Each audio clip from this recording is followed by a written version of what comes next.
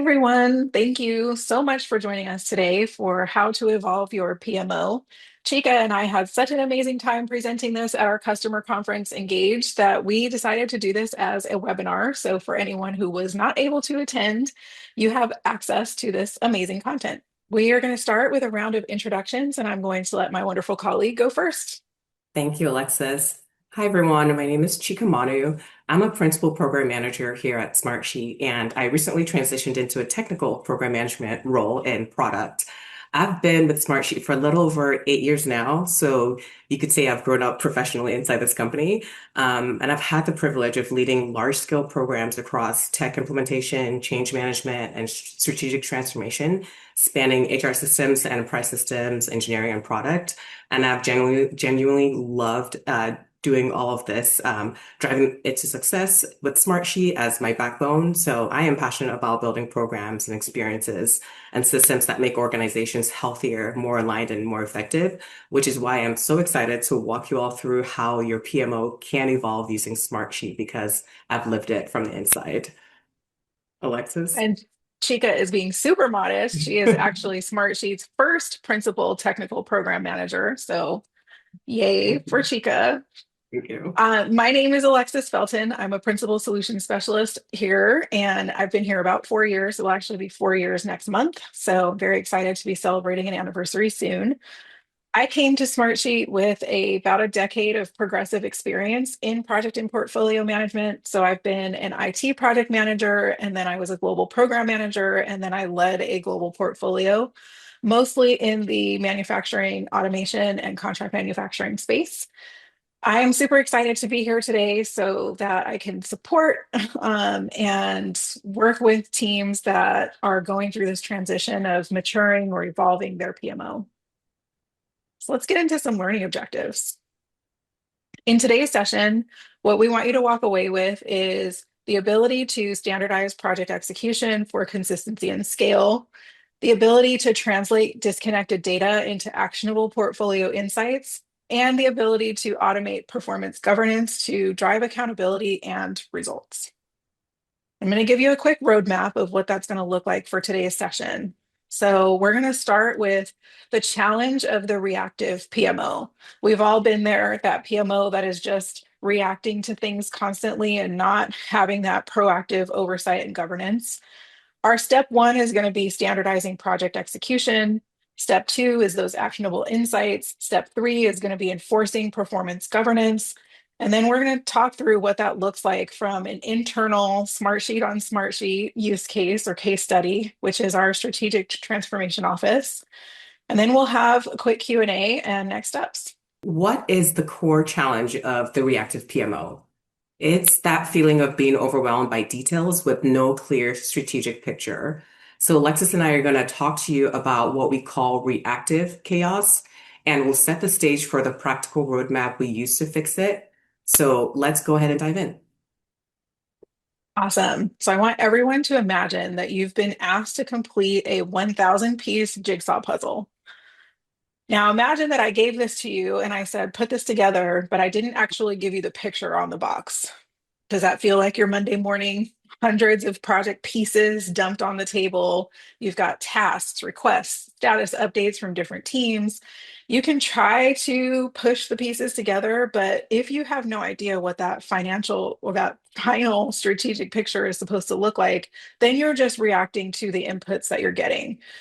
So you're stuck in the details with no clear vision. And as Chica mentioned, you're stuck being reactive. The great news is you're in the right webinar to untangle and unpack what this looks like. In the next hour or so, we're going to give you a practical roadmap for how to move from that reactive state to an adaptive value delivery engine. Alexis and I are going to tell you about our respective journeys and experiences with dealing with the reactive chaos. So I'll start first, and then Alexis, you tell your story. So a few years ago, when we kicked off our transformation office in its infancy, in the beginning, we had big goals, projects and programs that we set out to execute. And we did things like many of you Smartsheet users do when you manage your programs and projects. We built amazingly crafted sheets and reports and built beautiful dashboards. But having the nicely built tracking and reporting tools does not equate success, right? So we kicked off a good number of projects and programs and began to use our sheets for execution. But we ran into the harsh realization that the various projects and programs lack standardization with things like inconsistent columns and statuses. And I know some of you can already relate to that, right? We even Mhm. used our reports, but compiling the portfolio manually opening many reports to get needed data. Our phase changes were also inefficient. So project managers manually updated the phase column and then relied on separate avenues for approvals, which caused delays, skip checks, and this was not enforced by the system, by the way. We did have the right pieces, right? Like you could see the different pieces that I listed. We had those, we had our sheets and reports, but no cohesion, and spent most of our time connecting the pieces instead of being strategic. And the image that you see here with all the puzzles reflects what that experience was like for us, that looked like in the beginning of our transformation office. So it wasn't really pretty at first. So that was our journey. And Alexis, I'll let you share your experience. I had a very similar experience, similar-ish. In my first week in global contract manufacturing, I took on a massive automation project, and I had come to that organization from a very rigid PMO structure. So all of the standard project management pieces were in place, and I just had to learn how to use them. Coming into this environment during my onboarding, I asked where I could review the project charter for this massive global program. I was told there was no project charter. I raised an eyebrow. I then asked to see the project plan. I was told there was no project plan. This made my palms a little bit sweaty. Given where the conversation was headed, I asked how the project was being managed, and I was told there was an action tracker in Excel, but mostly verbal communication. This sent me into a full panic because it was so outside what I was used to. A couple of days after this experience, I got a call to my senior vice president's office, and he told me very candidly, look, this engineering team is the smartest group you'll ever work with. But I hired you because while they are extremely talented, I have no idea what expletive they are doing. In that moment, I realized the entire program was being managed on trust and vibes. And I was brought in to bring order to that chaos, or to use our analogy, to create the picture that we would work from.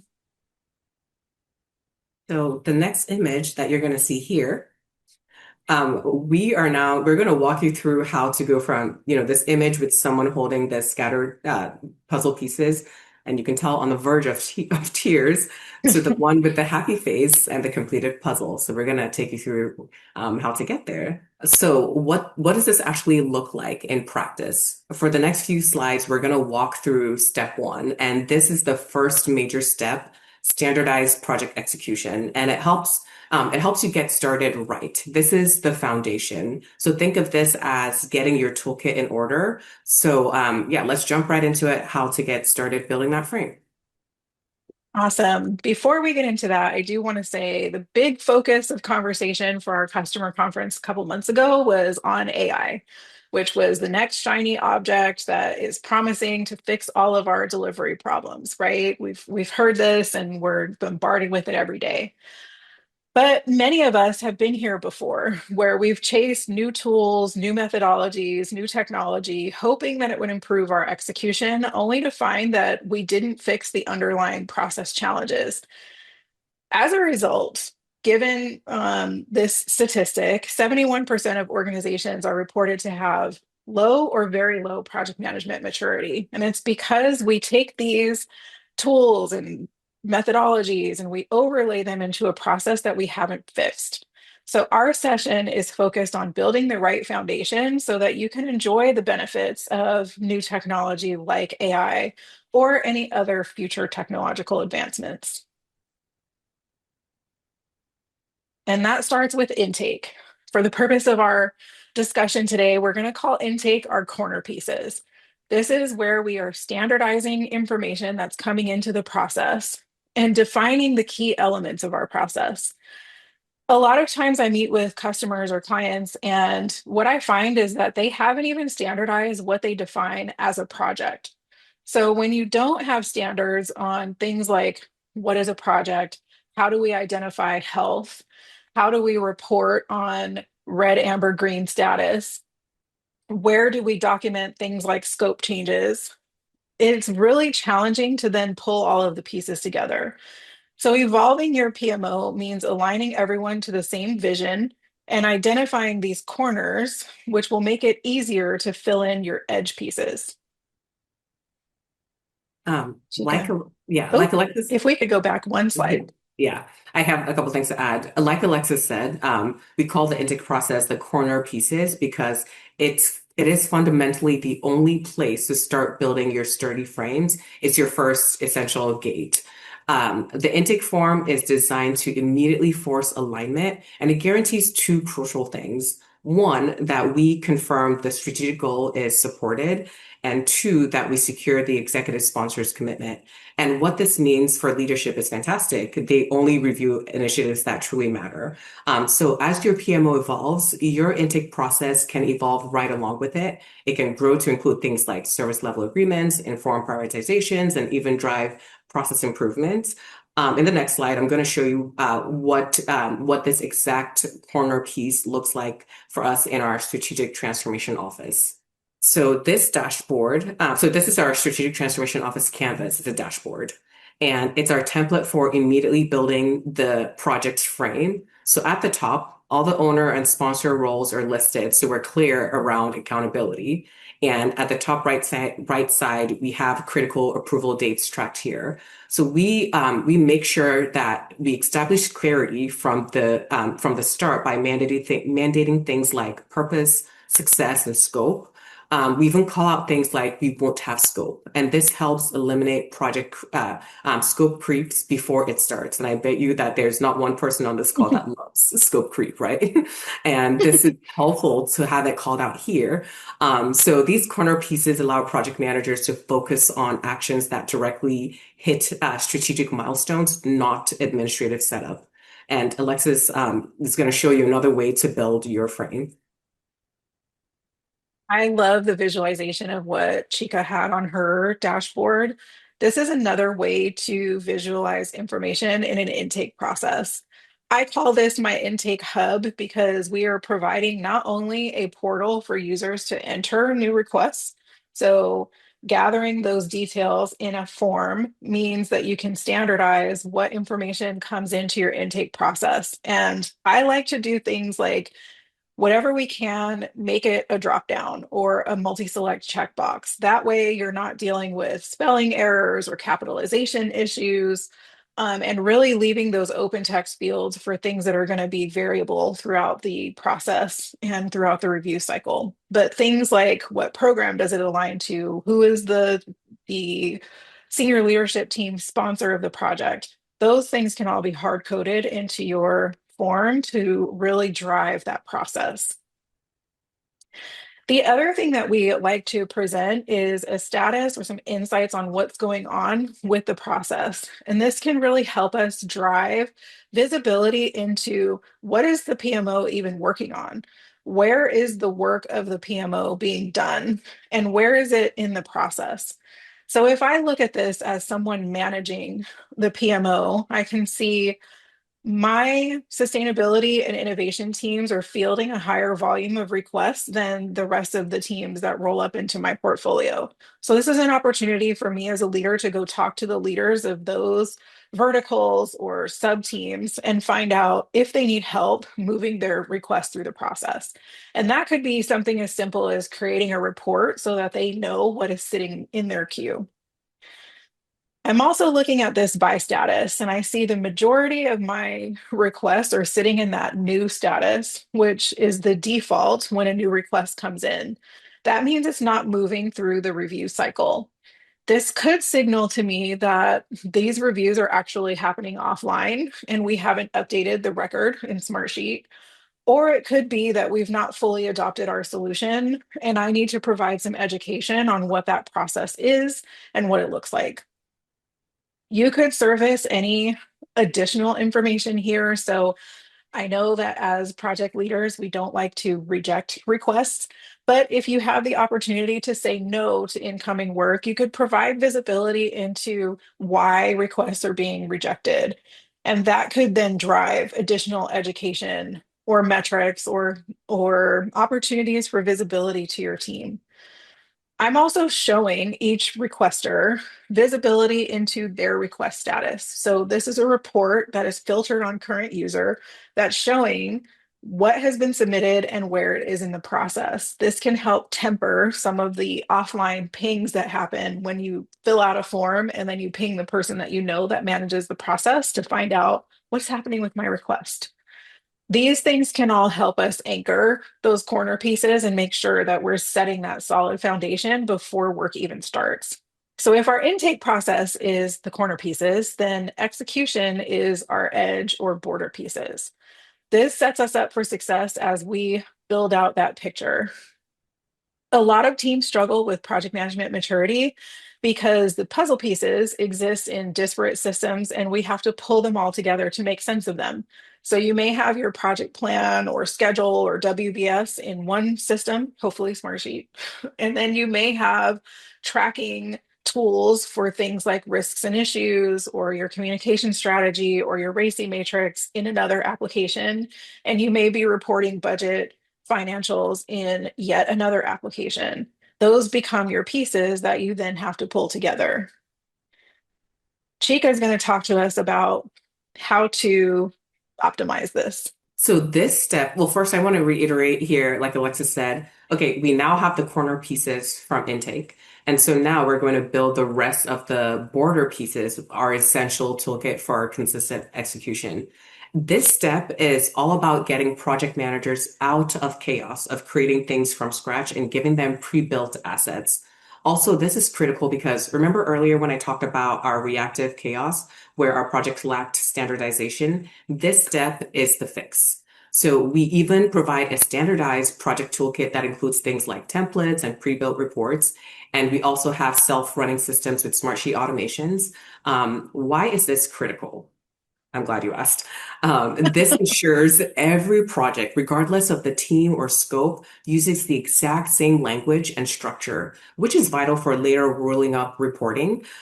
This is how we guarantee efficiency and consistency across our entire portfolio, which is a key component of the frame we're building.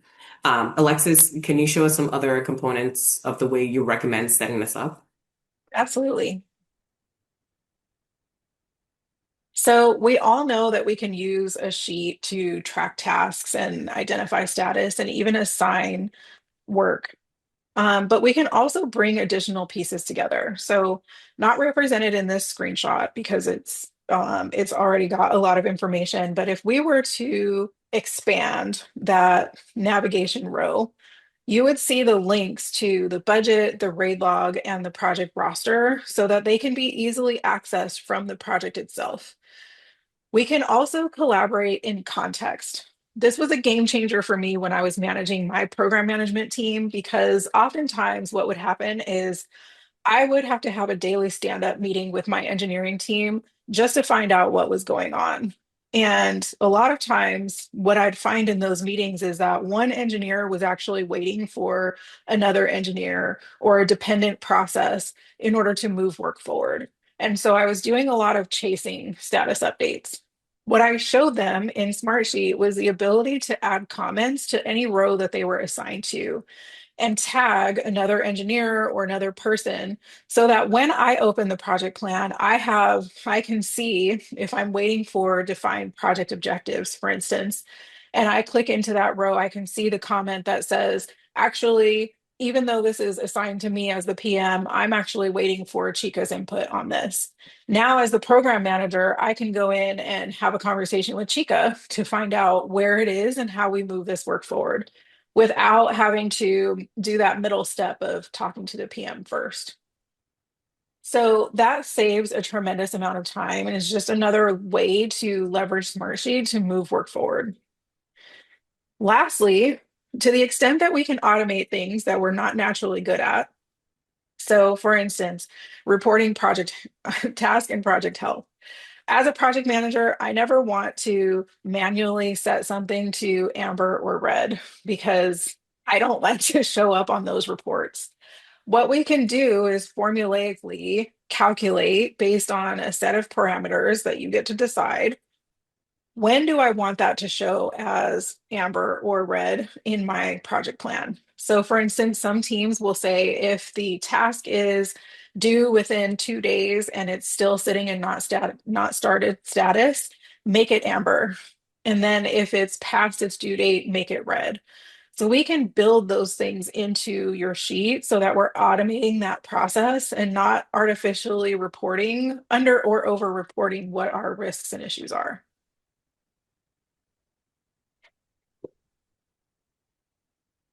So, what you see here, this dashboard is our live tool our project managers use to manage day-to-day work. We keep the team focused on our goals by clearly defining the project objectives, success criteria, and project measure slash outcomes right at the top here. It also drives continuous accountability. So we require teams to summarize their progress and outcomes clearly in that weekly highlight section. But the most crucial part is that this drives our PMO evolution. It's the path to green.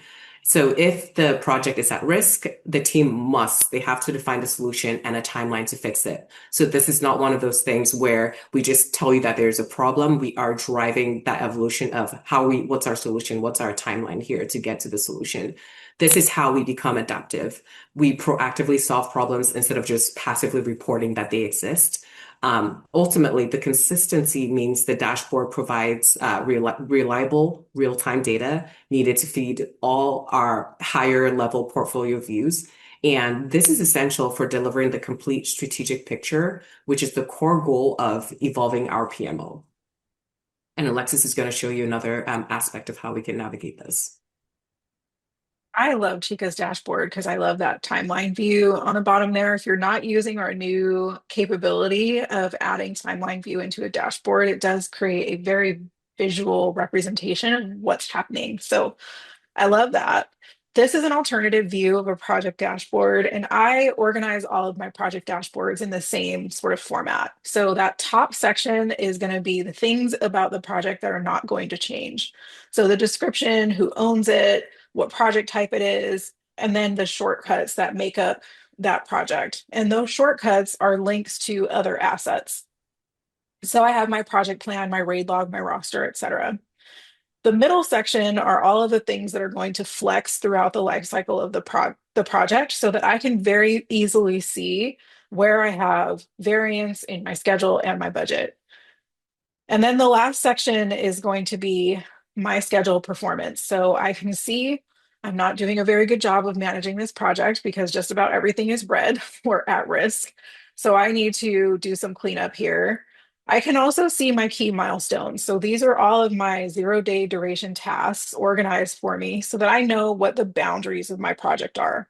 A lot of times we're working with project resources and they kind of want to know where they are in terms of their task management. And I will generally say, I don't really care what you do in your remaining tasks report as long as you're not changing my key milestone dates. And then task by status is an optional thing that we can add. I just like to visually see that half donut fill in that darker blue as things get completed.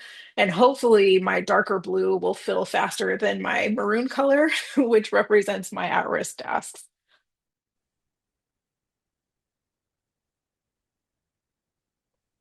All right. So the payoff of having our corner pieces and our border pieces is really moving from inconsistent, fragmented data to a single, reliable source of truth for every project in your portfolio. So we have built our frame. Let's Yes, we go do. through the next process. Yes. So now we're ready to walk you through the next critical step in our evolution, which is step two, providing actionable insights. Remember, step one is standardized project execution. So with this step two, this is where all the hard work of standardization really pays off because this is where we finally get the picture on the box. This step is entirely about transforming that clean, standardized data into execution clarity. And you'll see exactly how project data automatically rolls up, allowing us to eliminate manual reporting efforts. And remember earlier when I talked about reactive chaos, I keep bringing that up because we've been through it, right? But where we had, to manually open up lots of reports in the infancy of our evolution in our strategic transformation office. So we are now going to show you how to permanently eliminate that part of the chaos right here. So let's dive into it and show you how we sort through the pieces. Now, this is the fun stuff. This is where we pull up a beverage. I'm going to say hot chocolate for the season that we're in and build our picture. Has anyone else spent a number of hours on the floor with a puzzle? My husband likes to walk by me and like remind me how old I am when I'm sitting on the floor crouched over a puzzle. But if you're like me, this is the fun part. This is the interior pieces. Here, again, as we've represented, we typically can see the pieces, but they're not cohesive. So we've got budget, health, return on investment, strategy. Chica, let's talk about what it looks like to connect these pieces. Yes, And we'll and stay on this connecting. slide. Yeah. And connecting the interior pieces, this is where you begin to see that picture emerge. This is where we eliminate the old chaos. We're going to use Smartsheet reports to automatically roll up key data from every single project sheet. All our sheets use the same column names. They use the same language, which now makes the reports instantly clean and comparable. This clean, consistent data then becomes the engine of our executive dashboards, really the true picture on the box. And Alexis is going to show you some examples. So all of this starts with a report in Smartsheet. So now we've looked at sort of a sheet and all of the power that you can add to a sheet. Now we're looking at a report. And this is my project summary report, which shows all of my projects and where they are from a health and priority and percent complete perspective. Now, I like to group and sort reports, much like we would sort our puzzle pieces, to hone in on specific areas I want to highlight. And an added thing that I could have done for this is to summarize my top row so that I can see by my grouping how are the projects, for instance, for Bruce doing in terms of health, and that would summarize up here, or what is our budget consumption for Diana, and that would summarize here. So you have a lot of very powerful options for what you can do with reports and the information that we can visualize. And you can see that I've sorted all of mine. I've first grouped by sponsor and then I've sorted by health. So I see everything grouped together and very quickly see where I need to hone in as a leader on what's going on. This is going to help us drive the next piece of the process.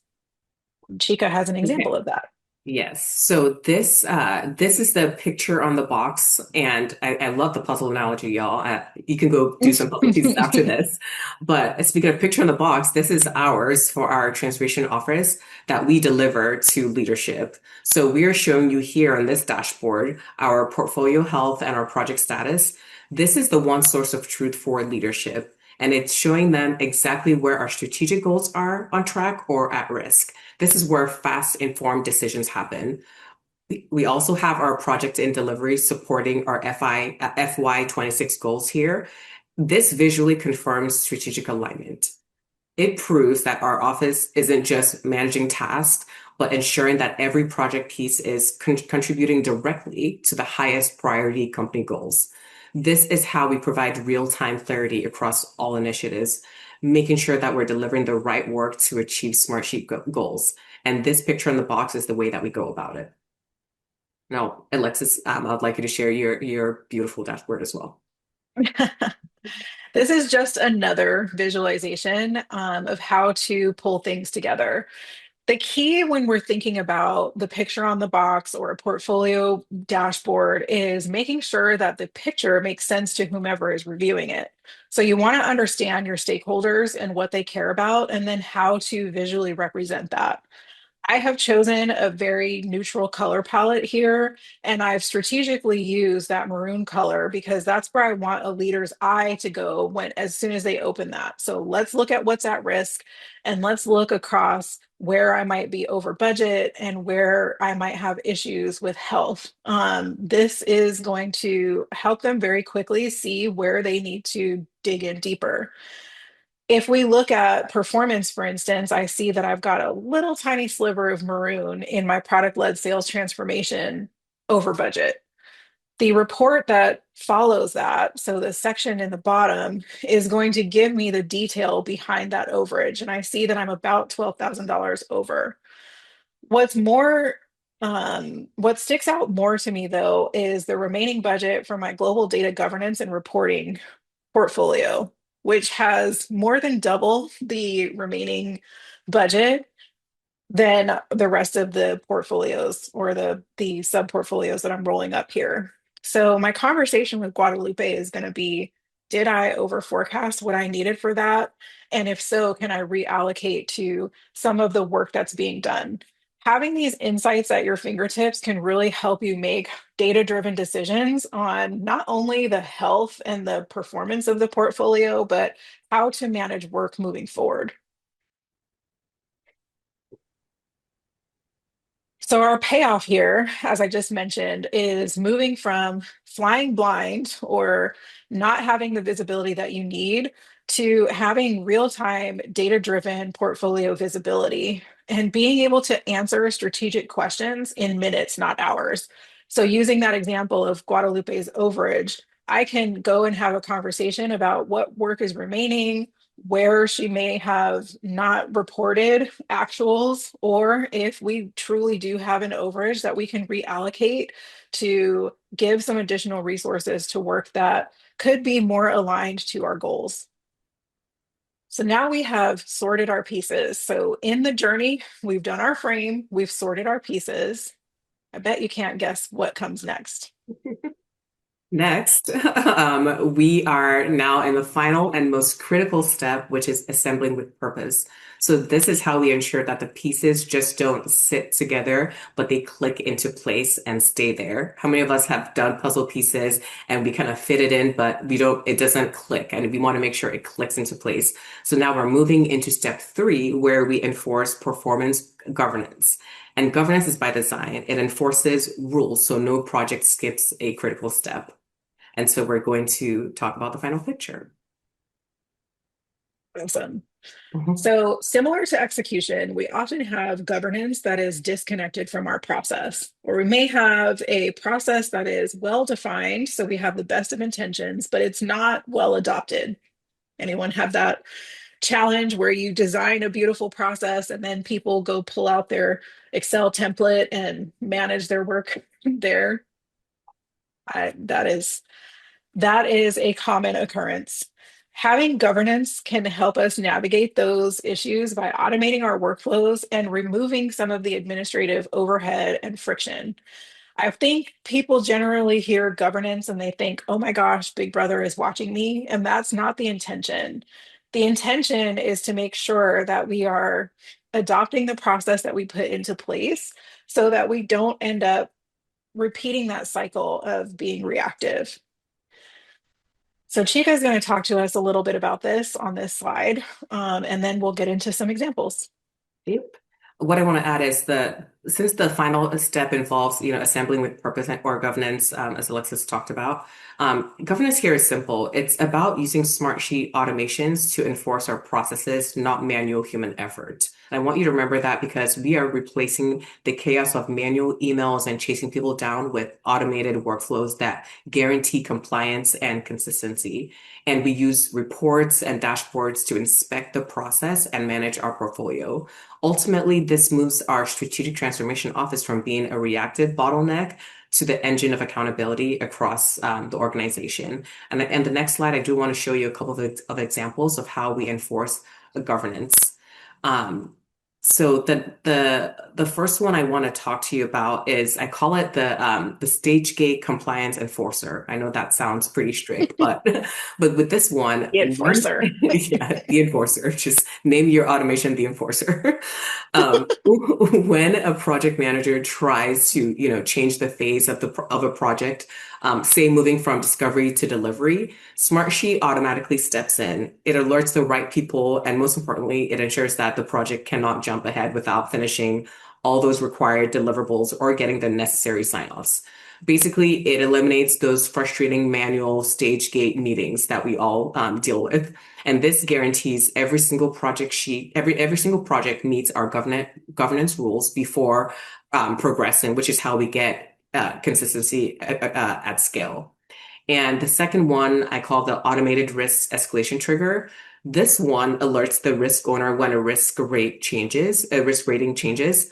So now high or overdue risk are automatically escalated to portfolio or executive leadership without relying on, again, manual reporting. And leadership always sees critical threats immediately before they become an issue. So no surprises at meetings. So for us in our strategic transformation office, this shifts project managers' focus from administrative follow-up to driving measurable outcomes. And Alexis is going to also share some examples with you as well. So, another way to evolve your PMO is to enforce governance standards. I grew up in an environment with very strict governance standards, and it was true in the beginning that it felt a little bit like I was being micromanaged until I understood why certain things were being measured. Knowing that my project schedule or budget slippages would have other implications for downstream projects or other programs helped me create discipline around my own project plans and my own project management style. So, as an example, and I always use this example because it was such a defining moment in my career. I had a project, it was significantly under budget, and I was extremely proud of that. And so I went into my steering committee meeting ready to report that I was saving the company all of this money. And I got chewed out. And I walked out of the meeting feeling very defeated. And I didn't understand. I was like, go schedule costs. That's what I'm doing. I'm saving cost. And my director pulled me aside and she said, the reason that we have a tolerance for the under budget is because when you forecast an amount of money that's needed or resources that are needed for a project, you're pulling those resources away from other work that could be done. And so the money that I was saving was basically money that I was holding in our budget sheets or all of our tracking to prevent someone else from doing something. So I was Guadalupe in that situation, just holding on and hoarding cash that was preventing someone else from meeting their strategic objectives. So when we think about enforcing governance standards, we can look at things like projects having a tolerance for schedule and budget and having the over and the under on what those tolerances are. So that plus minus. We used 20%. It was a very tight tolerance because we were, again, a very rigid PMO environment. And this is where I learned how to be disciplined in those areas. We can also look at things that are likely to create an issue for your portfolio. So if I look at, I've got 6 priority risks without a mitigation plan. Well, what happens when you have a risk that you don't mitigate? It becomes an issue. I then have 5 issues without an action plan. If I don't have an action plan for how to resolve an issue, it's going to continue to be an issue and is likely going to create new risks and issues. And then I have 7 critical change requests. We're defining critical as any change request that is going to change my schedule or cost by more than that 20% tolerance. So we can really drill in and make sure that the performance of our projects is adhering to whatever our standards are. I will say from experience, I do not recommend setting a 20% tolerance at the very beginning stage of your governance process because it's very tight, but creating something that project managers can work from so that they know these are the boundaries. This is where I get to manage my work. And then these are the things that need to be escalated and require some sort of approval before we add them to our project. Can be really powerful. All right. So, the payoff of having a solid governance process, whether you're just looking at some specific metrics or if you have something that's a little bit more defined and rigid, is moving from manually policing teams. And I don't like to use the word policing, but that manual intervention of, hey, what's going on with your project? Why is this red? How come this didn't happen? To really understanding what's going on and the downstream impacts can move teams to an automated system of accountability that ensures the final picture matches your strategic vision. Yep. Y'all, we have completed the puzzle. So I'm going to turn it over to Chica to give us some closing thoughts on what this looks like in real life. Yep. Speaking of the final picture, we've walked you through the whole assembly guide, building the frame, sorting the pieces, and assembling with purpose. So now we get to the big question, what does the finished picture look like? In our strategic transformation office, it looks like a reliable system that delivers strategic value to the business. So I want to show you what that looks like on the next slide. The smile on this person's face is what Alexis and I want to gift you with here. We want you to walk away knowing that you're going to have the smile on your face. And if you only remember three things from our session today, please remember these. Every project piece aligns with a strategic goal. Real-time data enables leadership to make quicker, smarter decisions. We eliminated manual work to focus on innovation and strategic partnerships. So now we've moved our experts away from manual admin work and empower them to focus on innovation. The system delivers a reliable, predictable roadmap to the organization. So now we want to walk you through the next steps, and I'll let Alexis talk about that. Let's actually jump to the next slide. We do have some future capabilities coming that we would like to invite you to explore. Please reach out to your account teams to find out timing on when these will be available. But we have our new basic portfolios experience. If we go to the next slide, this is going to allow us to set standards and eliminate the need to start from scratch every time. So you get a new project and you have to architect a new project plan. We are streamlining that process so that you can spin up projects faster, keep your work consistent by working from the same templates or template sets, and then reporting on those insights automatically. So this is a very exciting new feature that we are excited to release in the coming months and then iterate on and make it even more powerful as we move into the future. I do want to do a very quick session recap, then we'll have some Q&A, and then I have a couple of homework items for you. So in this session, hopefully you learned how to standardize project execution or grab those corner and edge pieces, translate disconnected data by sorting those pieces, and then automate your performance governance by clicking those pieces solidly into place. All right. I think that we have some Q&A as we got a lot of questions coming in. No, Chica, we've done our job because we've generated some questions. Good, good, good. I love that. I'm going to just pick randomly. We've got one here. We are a small mini PMO. Which piece of your framework, intake, standardized sheets, or the portfolio dashboard would you recommend we implement first to get the highest immediate value? Well, that is a great, great question. I would say that the foundation of any PMO is going to be that intake, execution, and reporting. So I would say all three, but making sure that you've defined what goes into that process. So again, going back to what I said at intake about making sure that everyone is aligned to what is a project. So how are we defining that body of work?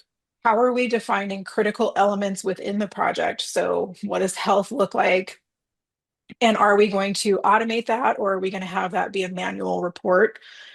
What does percent complete look like? What formulas do we want to use to bring all of that information together? And making sure that we're applying that standard consistently across all of our project work so that we can have that standardized reporting.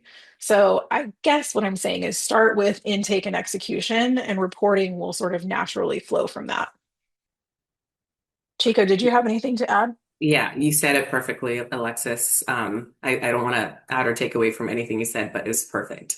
Awesome. I want to, as you were speaking, I saw a question I want to grab, and I really like this question because it's about the step three, we talked about governance. So the question is, in step three, how do we decide which processes must be automated and forced versus those that should remain flexible? Where do you draw the line between governance and becoming a bottleneck? I love this question. That is a It, great question. yeah, trying to find that line. We call this balancing act the bottleneck test. Here's our one core rule for drawing that line. We enforce automation only on points where risk or strategic resource allocation is high. So if skipping this particular step costs the company money or risks a major strategic goal, then it should be automated. Let me give you a couple quick examples. So where we enforce is automated workflows for phase gates and scope changes approval. We can't rely Mhm. on a separate email for budget review or phase transition. That's too high risk. So that process is locked down by automation. And another one would be where we stay flexible on the flip side. We do not automate the process of how project managers manage their daily to-do list within their sheet. That remains completely flexible. So I feel the Mhm. line is pretty clear. We automate governance checkpoints to ensure compliance, but we leave task management flexible to empower the project manager and avoid, stifling their execution style. So those are the areas that I would say how to go about it and navigate it. I think we have time for one more question. Alexis, do you want to take one more?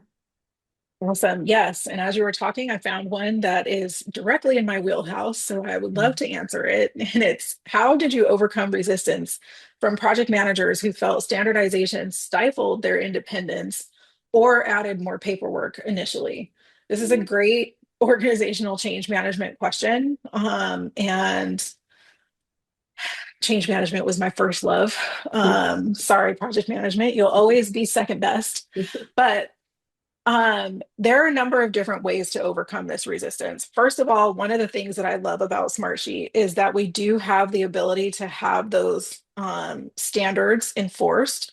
So we have our automation engine control center. If you've not heard about it, you please reach out to one of your account team members because this can really automate all of the workflows that we talked about today. And that allows you to set standards for how each project asset is created and what metrics you have, what columns you have, formulas, automations, et cetera, so that you're not constantly starting from scratch. Where we differentiate from other solutions in the market is once you receive that as a project manager, you are free to add additional automations, formulas, columns, conditional formatting, alerts, reminders, other formatting. I am a control enthusiast. So even though I love a template, I also love to do things my way. I think that's a function of being an oldest child, but I love the ability to take something and really make it my own. So adding colors, adding fonts, etc. The other thing I think that happens, especially when we're in the beginning phases of designing a process, is we forget to ask the people who actually manage the process what they're up against. So, co creating or co developing standards with the people who actually touch the keyboard and are responsible for the execution can give you great insights into where you might have blind spots. I haven't directly managed a project in a long time, so I would not be the right person to come in and say, here is your ideal project plan. It just wouldn't work that way. So, getting feedback from the team about what they need is also a way to mitigate some of that initial resistance. And then long term, what I always tell people when we're dealing with implementation of a new process is create a feedback loop and make that feedback loop bi-directional. So if you're going to ask someone what they think about something, make sure that you're providing a response. This is another thing that you can standardize in Smartsheet. So the response can be as simple as a drop down. So either we've implemented it, we're looking into it, it's on our backlog, or it's not technically feasible. You could have something that simple, but making sure that you're giving that feedback back to the person that you requested it from so that they don't feel like they've wasted time in telling you how they perceive something. So there are some things that you can do up front. Also, I missed the most important one. As I stood here and said that I was a change management expert, I totally skipped over. First, define what's in it for them. How much time are they going to save? Where are they going to be able to get time back to be a more strategic partner for their stakeholders? How might they be able to upskill? Maybe we're introducing something that's going to allow them to spend more time learning something new, like, I don't know, AI. So, also defining the what's in it for them should have been the first thing I said. Alexis, you sound a little passionate about this question. Just a little. I could talk about this for a whole other hour. All Awesome. right. I think that is all that we had time for, but we did want to leave you with a couple of go-dos. So first, if you want to know how to evolve your PMO, but you're not quite sure where to start, we do have a PPM maturity assessment. It is 18 questions. It takes about 10 minutes to complete. So you're welcome to take that assessment to give you the foundation on where you start. And that could actually address that first question of, do we start with intake, standardized sheets, or portfolio reporting? This assessment can help us hone in on maybe none of those are the right place to start based on where you are from a maturity perspective. So definitely encourage you to take that. And then please check out our projects and portfolios webpage to get additional information on Smartsheets, insights, perspective, customer stories on how we think about these solutions and where you can get additional help. Thank you so much for your time today. It has been an absolute pleasure. I won't speak for Chica. It's been my Yeah. pleasure to do this again. And we hope that you got some value out of this.